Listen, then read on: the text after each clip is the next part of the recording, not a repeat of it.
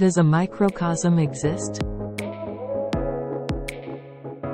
The world is not a particle, wave, or energy. But its size converges to zero to infinity.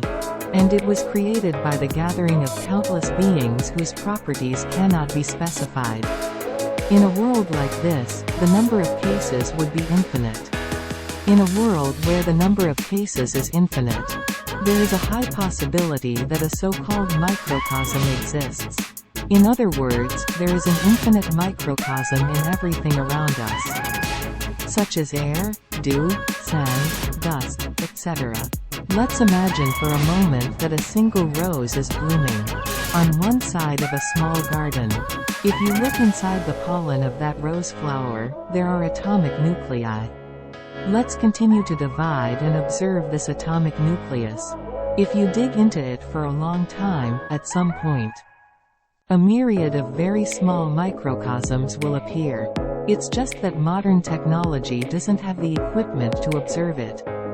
Now let's dive into the microcosm of one of them.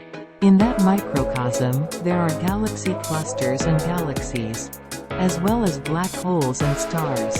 And among those many stars, there is a small planet orbiting a small star. Let's take a look at a tree on the ground on that tiny planet.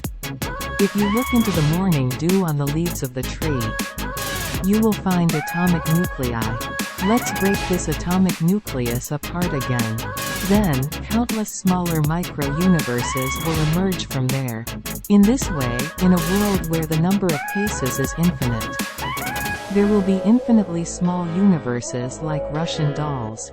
In other words, the current universe, microcosm. In this way the smaller universe would come out to infinity. A simple table of this is as follows.